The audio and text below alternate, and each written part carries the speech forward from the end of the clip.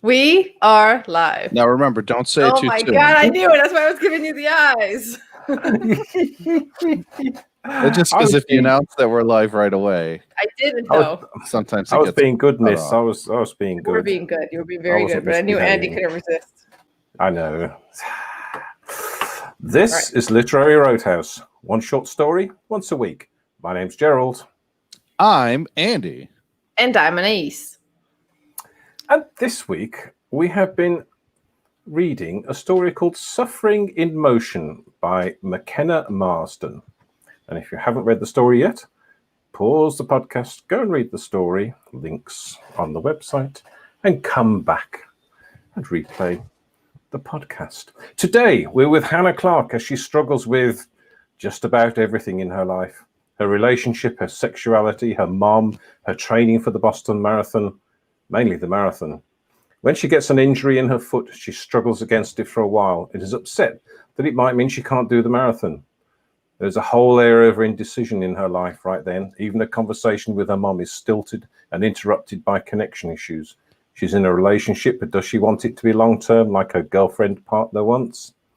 But once she makes the decision to bail on the marathon, her life starts to turn around a little. Her mood begins to lift as spring begins. She's happier at work. Things become more decisive as she sees the fog of indecision clearing as she goes to the start line of a local 5K race, believing they are limitless. Okay. Andy, how'd you feel about today's story, or this week's story? Super liked it. Oh, good. Really? Yeah, no, it was just really So surprised. Yeah, no, it was funny and it was clever. And okay, here's something that like I kind of stopped halfway through, right? As I was reading the beginning of the story, I was like, man, something about the prose seems weird. Like the way they keep referring to Hannah, but I couldn't put my finger on it. And then after Hannah decided that Hannah's pronoun was going to be they, only then did the story start using pronouns for Hannah. Before that, it did not refer to Hannah with a pronoun. And I was just like, well, that's just neat, isn't it? Yeah. I knew something was wrong. Yeah, you're right. Because I got the first page, there's about 13 mentions of her name in the first page. Their and name. You just think, I know it's her name at the time. You see, she hadn't decided. No, it wasn't. It was Hannah's name at the time. Yes, it's use of the word name Hannah, and and to be honest, one of my notes is it's the first time I've read a story where the sort of non-binary pronoun was used. And I found it a little bit difficult at first, because 60 odd years of using they to indicate more than one person takes a little bit of untraining. But I sort of got into it, and I really enjoyed it. I'm glad you guys really liked it, because I'm kind of. I don't dislike is too strong. I did not dislike it, but I'm kind of okay. All right. Like for some reason, I just didn't quite suck me in the way that I'd like to be. So I want to see why you guys liked it so much and see if that brings my appreciation of the story up. That's always delightful when that happens on the show. I think one of the things that concerned me, as I said in the introduction, is she was struggling with everything. So it's very much a downbeat story, and I just think, it's one of these sort of misery memoir stories again, where everything's bad and she struggles with everything. But actually, with the change in season and the decision to not try and run the marathon, everything started to turn around, I thought, and she got happier at work, and she became more decisive. Yeah. I think for me, the biggest thing was the stakes never quite seemed high enough. You know what I mean? Like like I understand for her personally, not being able to do the Boston Marathon is like really awful right now, but we all know it's so temporary. She knows it's temporary, and I'm glad that her accepting this is good for her emotional mood, but it's just like it never felt like the stakes. She didn't lose a leg. She's not done with running for the rest of her life. You know, like there was just, or like the part where you actually use the title "Suffering Emotion." It's when she's talking to, or they are talking to their girlfriend, Edie, and Edie wants to move in together. Their lease is up in June. And then Hannah has this like a moment where she's like, the suffering was already put in motion basically like just by virtue of having a relationship, because at some point you'll have to decide whether or not to move in or break up. And it's a little bit like, yes, true.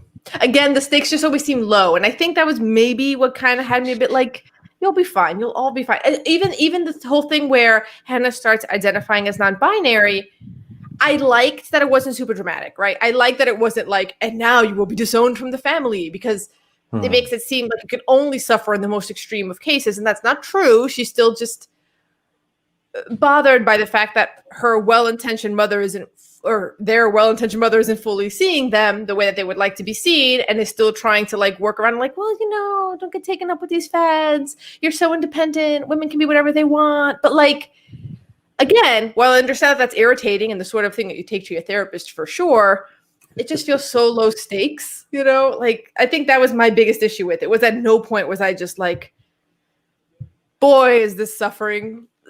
It's sort of like the common problems that people deal with. Everyone's kind of, you know what I mean, that you go to therapy for, and then you're fine.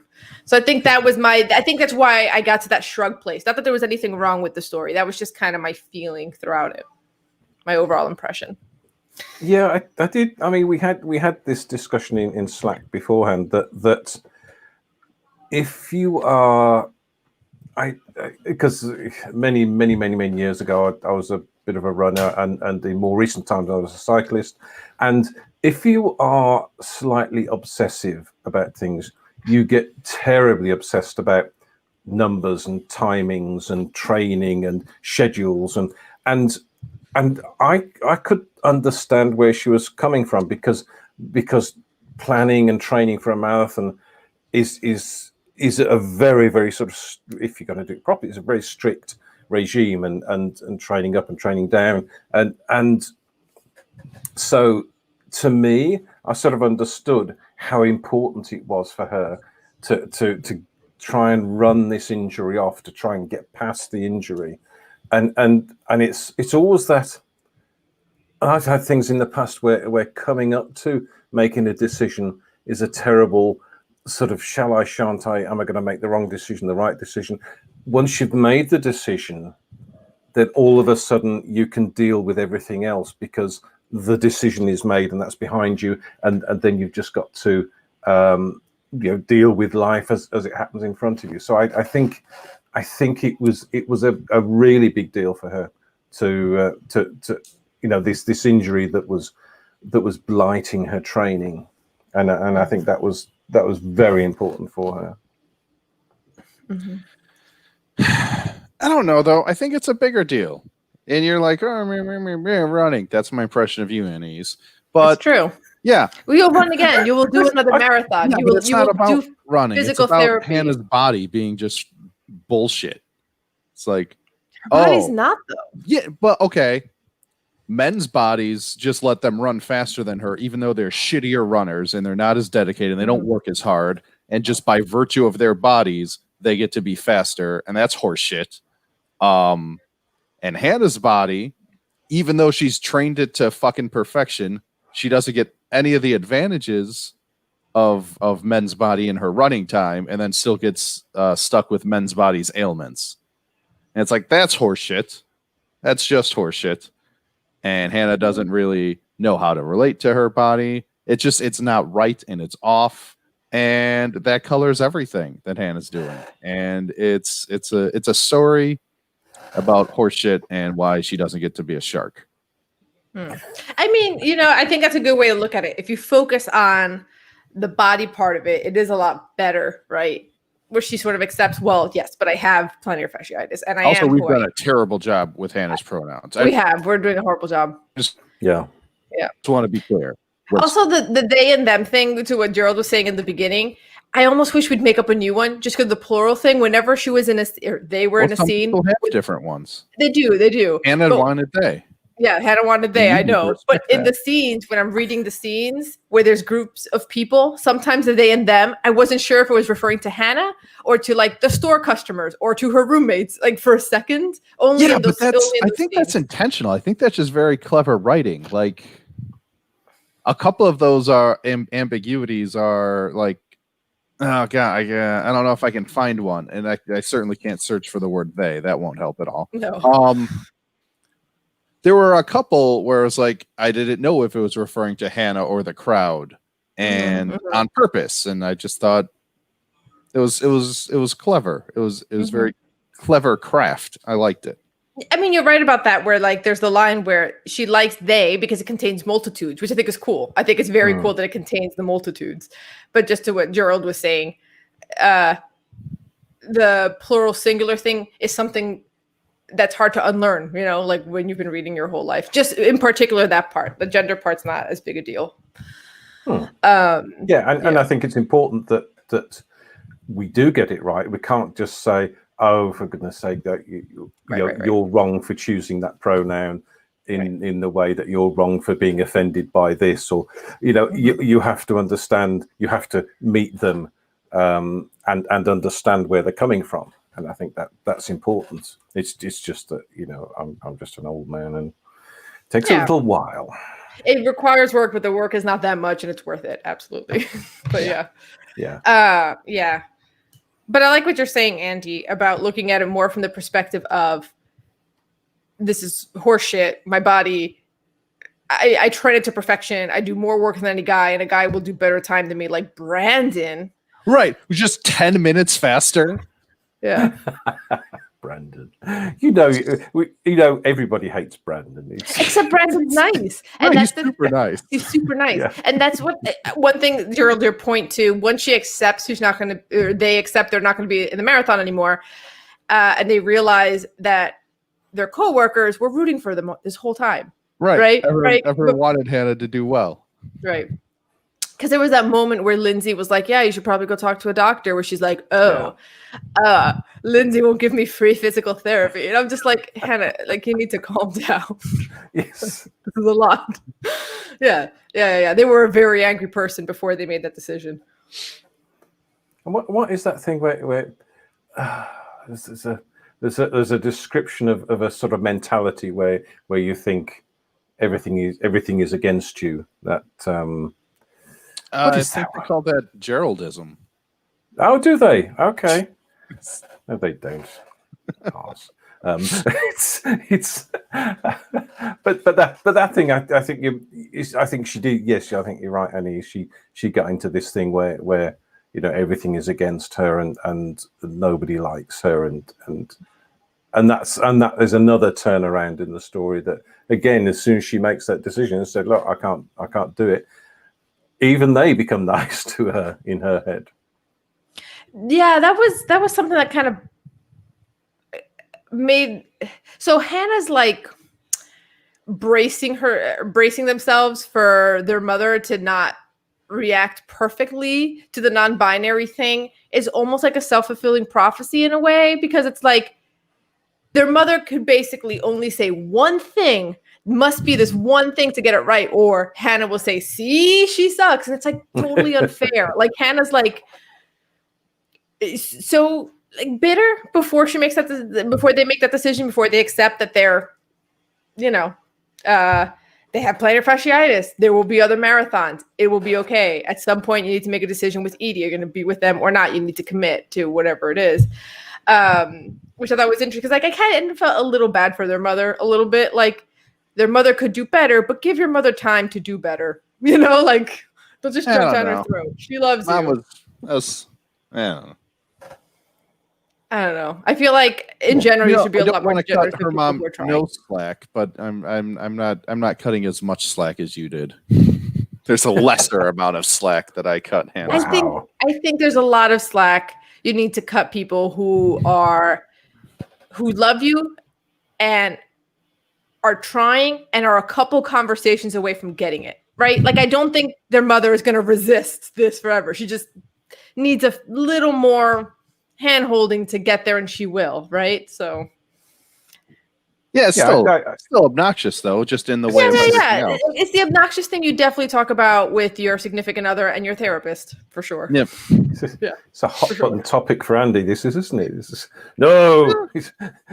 Get it right or else. Hannah's just that, it's annoying, and Hannah shouldn't have to deal with it, ideally. Because who doesn't have to deal with that? Binary gendered people. Well, yeah. Just don't have but to deal with it. It's true, but this is what I was saying before. When you don't make it the whole, you are now disowned for not being gender conforming. I like that that's not the only option, right? That there are different ways to be aggrieved. However, even so, a binary, like a cisgender person may not have this particular issue, but like this is like kind of like they'll have some other issue where they feel like their well-intentioned parent is not fully, you know what I'm saying? Like it kind of has the same degree that everyone will experience, even if the particulars of that thing are different, right? It's not so out of the proportion of the general experience, right? Cisgender people at some point in their lives will also be like, my parents are doing this thing, it's annoying, and talk about it in therapy, right? That's what therapy is. How did your parents make you feel unseen and unloved? Like your parents, they mess you up. Yeah, I think people who have a new way of presenting themselves, I think it would be nice if they understood how it feels for those to whom this is a very strange thing, and it's not something they've come across in their life before. And I think in the same way that I'm talking like me, older generation people have to go some way to understand what the people are talking about, and understand their feelings and all that. I think I sometimes get the feeling that coming the other way, it is quite binary. It's quite, you get me or you don't, and there doesn't seem to be much leeway or much time for the people who don't understand to understand. It's like, this is how it is. Do you understand or not? And I just get that feeling. It's a bit sort of black and white, very extreme. Yeah, I think. But then that's my perspective from my point of view. So, who knows? There's an advice column in Slate called Dear Prudence that I like a lot. And the advice columnist is Daniel Ortberg. It's a transgendered man who covers all kinds of issues. I love Dear Prudence because the crazy stuff that people send in. But really? I think because he is trans, he gets a disproportionate amount of trans and LGBTQ questions that you won't necessarily see in some other columns, right? He gets everything though, everything. But one of the things that I really like about his approach to this is when people talk about he'll get some questions that are like, oh, should one of the groomsmen in my party is trans. Do I let all guests know not to use the wrong pronouns with him? And a lot of times Daniel's sort of response to that is very refreshing, where it's like, when someone made a mistake because it's not habit and they try to correct themselves, and when they're doing it intentionally to make you feel bad about yourself. You just know it. You can tell by how they do it. And that tends to guide the advice that he gives a lot of people, which is and also the other thing is it's how important is it to the person that you're trying to protect, right? Where does your groomsman want you to do this? Or maybe they've accepted, some people are going to get this wrong. As long as you're not doing intentionally to hurt me, I can just correct and move on, right? And I like that sort of approach of, I understand this is going to be hard for some people. As long as you're not doing it to hurt me, you're not doing it because you're an asshole, then there's a lot of room for oh, okay, let me just quickly correct you on that pronoun. Please get it right moving forward. The person goes, oh, okay, right? You can just very casually, assertively, in a generous way, correct someone. And I like that approach that Daniel does a lot. I think about it a lot. Just sometimes people get it wrong on purpose. Sometimes they don't, right?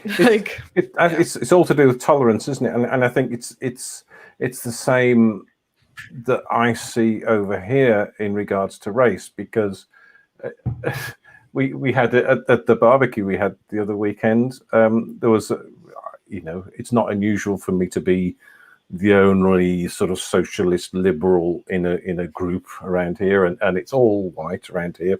And someone said, "Oh, you can't say bar black sheep anymore." I said, "Yes, you can. Of course you can. What can we say?" And there was quite an honest and interesting discussion about what you can say and what you call people. Oh, we used to call them coloured, and you can't call them coloured. I said, no.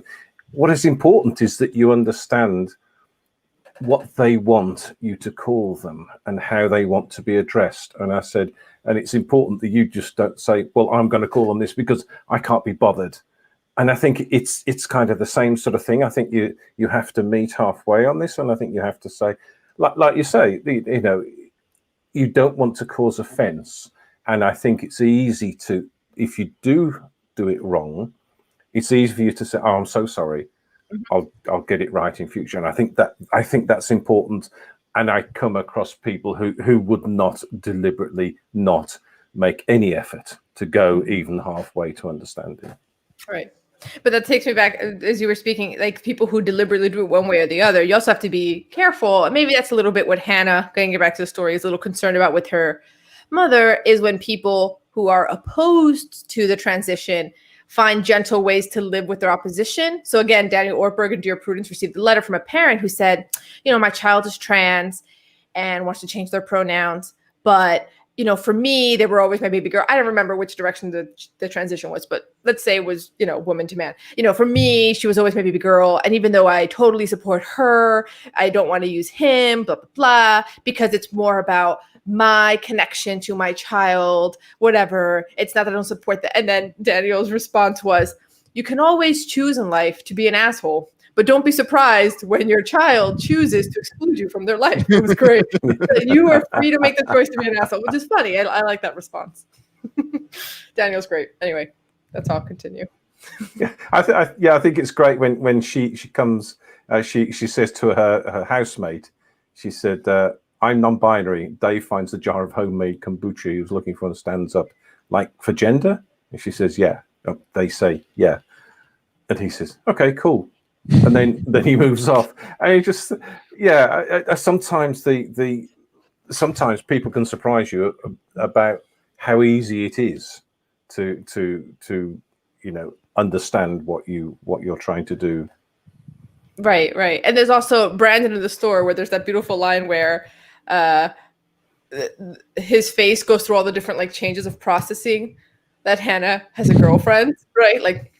And it's cool. Yes, cool. Which we all know, we can all picture what that is, or have maybe done it ourselves when you've gotten shocking information, maybe not specifically that, but something else, and you do the okay, right? You do that, okay. Yeah. Mm-hmm. Speaking of, my favorite joke in the piece, Hannah lives in a 4-bedroom apartment with 3 graduate students named Dave, David, and Joe. Isn't that lovely? Can we all just appreciate that for a second? Am I missing something? Why is that a joke? Because their names are funny. What? Dave, David, and it's Joe. the comic triple. I was going to say it's just the comic triple thing. Yeah. Dave, David, and Joe. Mm. Okay. All right, Andy. You people have no appreciation. We'll try and understand it's what highbrow. you mean, Andy. We'll try and meet you halfway on this one. Yeah. One of the things I did like was the description of this house that no one can remember the last one was fully vacant. So it just has random pieces of furniture. And I lived in a couple off-campus houses in college, and one of them was the theater house. So how did this couch get here? No one knows. It has always been here because it's never been fully empty, right? There's always anyway. It just reminded me of that house so much. College. Yeah. Nerd. Yeah, and everything, and that sticky thing, so sticky. There's another good thing where David and Dave are sitting in the living room. I suppose it is quite fun, isn't it? David and Dave. Yeah. Anyway, and is your foot better? Dave says no. He goes to the fridge to get another bit. So while he's up, David says. So Dave says, right. Just David and Dave having a chat. So Dave said, "You're non-binary." Oh yeah, sorry, I keep forgetting. I only told him. Oh, it's cool. I just want to get it right. And then she says, "I appreciate." They say, "I appreciate that," and I think, yeah, that's kind of nice. That's how a lot of people are. Yeah. Say. Yeah. Well, talking about the story has made me like it a little bit more. My biggest issue is like you have something called suffering in motion. I need to like see the suffering. Like it's just like I get it. Talk to a therapist. Talk to your girlfriend. You'll be okay. Like I promise. Like, you know. Yeah. Yeah. Yes. But the low stakes And stuff is what most of us experience. Right. Fortunate enough to, be in this demographic or class or whatever. You know what else this makes me think of? There's a funny bit from The Office where D'Angelo comes in. Everyone's familiar. Good. I can see on your faces. And when he comes into the office, he announces he has a peanut allergy. And then much later, someone's throwing around a peanut butter sandwich to everyone. And he was like, "Oh, I can't be in here." And I was like, "Stop that. You could kill him." And D'Angelo's like, "Wait, what? No. But like I could get itchy. Not everything's a matter of life and death. I deserve to be comfortable." Right. Very good. Low stakes suffering. And I do understand that for runners, like not being able to do a marathon you were training for is a big deal. I was also saying this in Slack to Gerald. One of my really good friends is like a super passionate runner. I get a lot of runner content that I hope she's not watching. I don't really care for. But yeah, if I whisper, she won't hear me. If I whisper to the microphone. Oh, it's okay. Good. Yeah. I'm going to just whisper right into the microphone. I don't care for the runner content. Now it's secret. Now it's secret. But yeah, she's super passionate about it. I get that, but not living it myself, I'm like, you'll be okay. You'll be fine. There's other marathons. And also, I mean, again, not to make light of like injuries, but like don't all athletes have to like deal with injuries at some point in their athletic careers and then you get better and you jump back into it? Like, isn't that like every athlete in every sport ever? Again. Or you don't get better. Yeah, that sucks too. That's a risk, but plantar fasciitis should be okay. Yeah, I think as Andy says, I nearly called him Dave then. I think as Andy, do you mind if I call you Dave, Andy? Call him Andrew, whole name. Andrew. I prefer Dave. I think the thing where she's aware, they are aware that it's a men's injury. I think that's really annoying for them, isn't it? To think that men get all these advantages. Yeah, Andy's insight, and if you look at it about the unfairness of not identifying as a woman, being stuck with the like downsides of a woman's body is a good way to see it. But also. Well, okay, but what's she doesn't want to change it necessarily, right? That conversation about testosterone early on, or they don't want to change it, was very clearly like, I want to identify as they, but she did say, I like my body. Like, yeah, it's just bullshit. And when she tells the people at work about not doing the marathon, there's a great line that says, "No amount of wanting can change the reality of what their body can and can't do." So I think that's coming to realize that it's again, the sort of pressure is off, the pressure of trying to be something that they're not, trying to be a better runner than men when they are already at a disadvantage because of the physicality of their body. I want to read Edge now. Is that a real book? I didn't look it up. I'm thinking it must be about the history. Yeah. Right. I'm curious. I'm curious. Yeah, just a little snippet about like the East German. Yeah. Athlete. Yeah. I'm like, what? What? Oh, God. When I was into cycling and I had flu, just an ordinary flu over Christmas one time. So I started reading about, there's this guy called Lance Armstrong, and there's all sorts of drug stuff. So I started reading about it. Oh boy, it goes deep and deep and deep and deep. And there's one of his teammates wrote a book about his experiences and things like, people nearly dying, people having to set alarms to wake up in the middle of the night because their blood is so thick.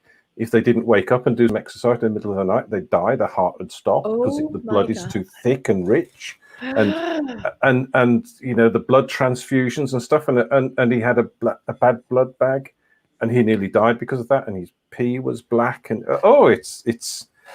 it is amazing that, again, the stuff people do. I was trying to explain to someone the other day about this, about the once you're in a sort of competitive sport, the pressure, the internal pressure to go that little bit further and to have that little bit of advantage. You're all at sort of an elite level, but you can't quite beat these other people. So what do I have to do to get that little bit better? And the way that you can be sucked in to starting off with energy gels and energy bars and things like that, which are fairly normal, and then vitamin injections, which is a little bit grey, and then other things that you inject yourself, and pills and tablets and stuff, and it's like a, you know, it's a whole sort of treadmill now. It's whatever it is. It's a whole bad analogy. It's an entire bad analogy. Yes. Anyway, we're off topic again. Sorry. It's okay. Yeah. Is there anything else you guys want to add about this story to get back on topic, or are we ready to rate? Couple things just like structurally that I really liked is the headings, right? Yes. They're just right. They're neat. They give you like a little sum up. And especially right, like at the beginning, they're kind of right, like what's the story about, right? It's about identification. Hannah is faster than you. We are experiencing connection issues. Like, yeah, okay.